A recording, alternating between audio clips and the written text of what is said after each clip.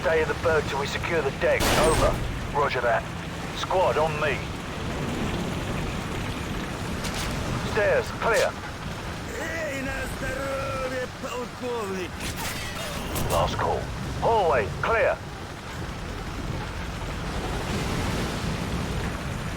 Sweet dreams. Crew quarters, clear. Move up.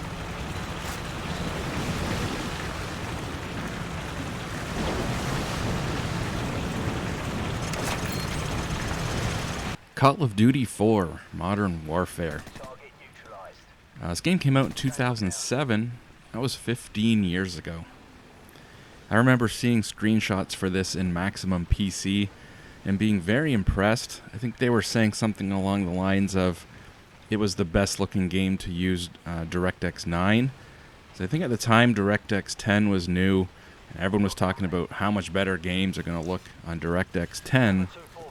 But here we are looking at Modern Warfare, which basically at the time looked as good, if not better, than really anything else. And, you know, still using DirectX 9. Anyways, I was just thinking about this game the other day, and the fact that it is 15 years old. When this game came out, 15 years prior to that would be 1992. So this game is as old today as Sonic the Hedgehog 2 was when it came out. No, the Super Nintendo came out a year prior in North America. Doom wasn't even out yet, and we wouldn't see the PlayStation 1 in North America for another 3 years. So that really puts it into perspective, how much things have changed, you know, in 15 years since this game came out versus how much things changed in 15 years prior to this game coming out. It's pretty mind-boggling. At the time, I had built a PC pretty much right around the time this game came out, and it was an AMD Athlon 64X2. I think it was the 4800 Plus. That was a 2.5 gigahertz dual core. I had 2, maybe 4 gigabytes of RAM. Honestly, probably 2. This is the Windows XP era. That was a 32-bit operating system. It maxed out at 4 gigabytes of addressable memory. So, you know, most games back then only needed 512 megabytes, you know. Maybe a gigabyte at the most. My GPU, I bought a 8600 GTS. It was a 256 megabyte VRAM. Similar to the PS3. The PS3 also had 256 megabytes of VRAM. The PS3 had 256 megabytes of system RAM and 256 megabytes of VRAM, just to put that into perspective. The GPU, the 8600 GTS, was also released in 2007, same year as the game. The model I had specifically was this Asus Silent model, which I thought was really cool at the time because it had no fan on it. It had no active cooling. It had this giant heat pipe with these extra heat sink fins that would swing out, and basically that would end up being directly in front of the rear case fan. So yeah, if you had decent airflow in the case, this thing would run almost as fast as any other 8600 GTS without having any fans on it, which is crazy.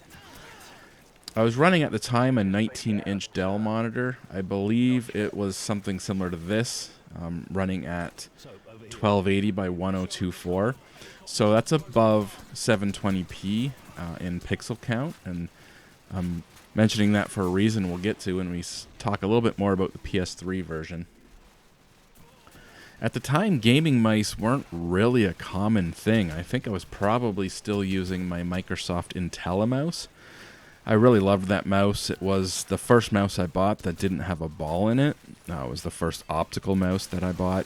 And I think for a lot of people at the time, it was the first optical mouse that they bought. This thing was heavily advertised. There were several different models, slightly different shapes, but in general, between a few of them, it was a really popular mouse in terms of like its size and its shape. It was very comfortable, relatively affordable. I think these were around $100 or maybe just under $100. And this was kind of like the first mainstream optical mouse for a lot of people. I don't remember how well this game ran when I was playing it at the time on that Dell monitor at 1280 by 1024. The PS3's GPU is equivalent to a 7800 GT NVIDIA. The RSX, I believe it's called the RSX. It's also a name of an Acura, isn't it? I believe it was called the RSX, the GPU in the PS3, and it was made by NVIDIA, and it was roughly equivalent to a 7800 GT, which again also had 256 megabytes of VRAM. Now on the PS3, this game actually ran sub HD.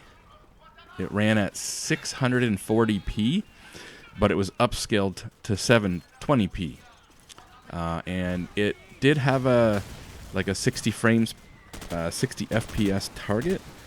Although from what I've seen, it struggled to reach that target most of the time.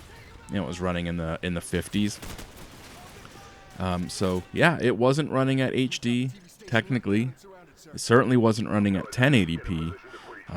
Very few PS3 games actually do run at 1080p.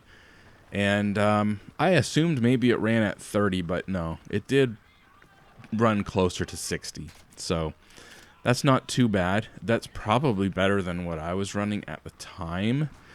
The 8600 GTS actually performance-wise isn't that far off from the 7800 GT. For NVIDIA, I think there was a pretty big performance jump when they went from like the 7000 series to the 8000 series. So the 7800 GT wasn't really that powerful compared to like an 8800 GT would be just like in the following year. But the PS3 had that cell processor and some other things that Sony thought would help, and it probably did as games got more optimized. I think the later Call of Duty games on the PS3 did run at 720p, but I could be wrong there. I'm just kind of guessing, to be honest. A lot of early PS3 games didn't run as good as they could have because developers were obviously not that familiar with the cell architecture. The cell processor is a very unique processor, even though its GPU is fairly mundane. And yeah, again, the PS3 had 256 megabytes of main RAM and 256 megabytes of VRAM. And, well, yeah, probably pretty close to my 8600 GTS in terms of raw power. Anyways, I just thought that was interesting, looking back at this game and, realizing, yeah, it's 15 years old now. And comparing that to what was 15 years before it was pretty interesting, and also got me thinking, like, what was the computer I was running at the time? Oh, yeah, the Athlon 64X2. I had the 8600 GTS. Again, I don't remember how much RAM I had. Probably 2 gigabytes at the most. I think I was running OCZ Gold DIMMs, but I don't remember exactly how much RAM. But anyways, yeah, pretty cool. So the game still looks okay. Yeah, you can tell its textures and stuff are a little low res, but I'm surprised I can run this game at 1440p. I'm running it at 2560 by 1440 here. So I was surprised it actually let me run it at that high of a resolution for such an old game. But perhaps that's something that with time was patched in. I am not 100% sure if you could have run this game at this resolution back in the day, but you probably could have. I remember people buying dual 8800 GTXs to run in SLI to really max out this game when this game came out. So it's definitely possible you could have run it at certainly above 1080p. 1200p would have been, there probably would have been some monitors at the time maybe that were like 16 by 10, 1920 by 1200. And yeah, people were running SLI setups at the time to really max this game out. But anyways, yeah, that's Modern Warfare 15 years later. What were you guys playing this game on at the time when it came out? Xbox 360, PS3, or like me, were you playing it on PC? And if so, what were you playing it on? What kind of graphics card did you have? And do you remember what frame rate you were getting at what resolution? I don't know. I don't remember. So if you do, let me know. And anyways, that is it. See you guys later.